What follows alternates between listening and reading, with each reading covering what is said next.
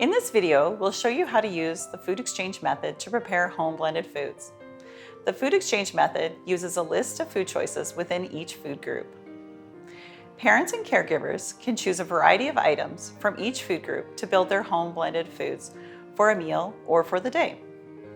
This method is more flexible for using what you have on hand, what other family members might be eating, and to include special occasion meals or celebrations.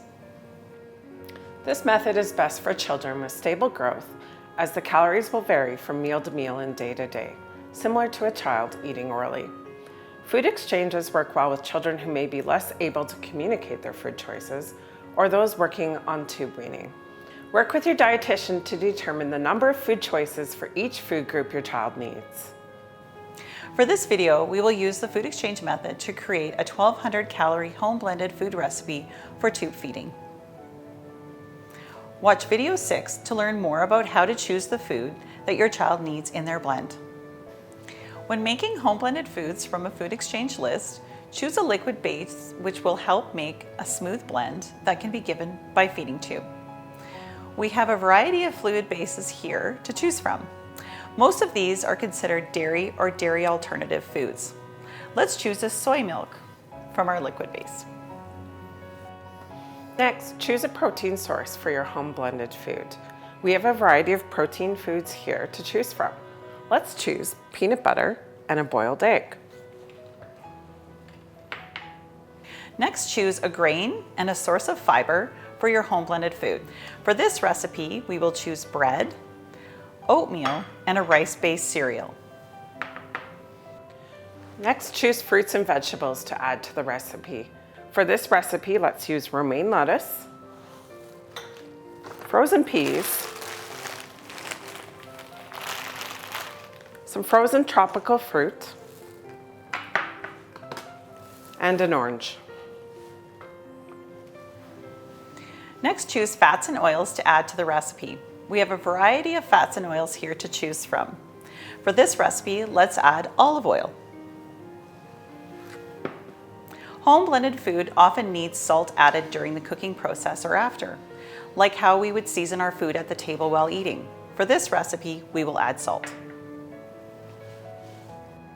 Now that we have all the ingredients from our food exchange, all we need to do is blend.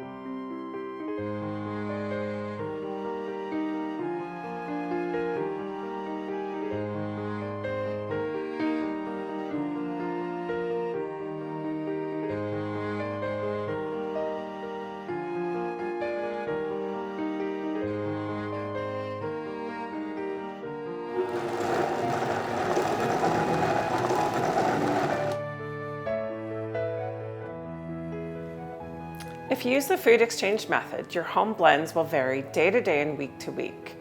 In order to know if your child is receiving all the nutrients they need, you can work with your child's dietitian.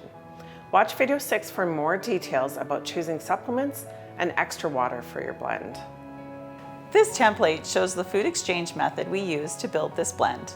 There are many tools to help you use the exchange method to build blends. You can start with the tools here, or you can connect with your dietitian to provide you with the amount of calories and nutrients for your child to build your own lists. The USDA has an interactive online tool where you can enter the age, weight, height, and basic activity level for your child.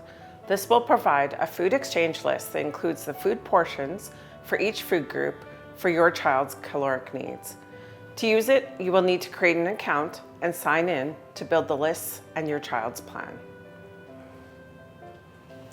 The Toronto Sick Kids Hospital created a series of PDF food lists for each calorie level to include the 4 food groups and food portions used in Canada's Food Guide. As you can see here in this example, once you have your food exchange list, you can add your own foods from meal to meal or week to week if you're making them in larger batches. Work with your registered dietitian to choose foods and build home blended food that is well tolerated by your child and meets your child's needs. As your child grows, their calorie and nutrition needs will change. When children receive home blended food compared to formula, we've learned they require about 10 to 20% more calories. It is beneficial to have a dietitian review your home blended food every 6 to 12 months. Thanks for joining us. We hope this series helps you and your family on your home blended food journey.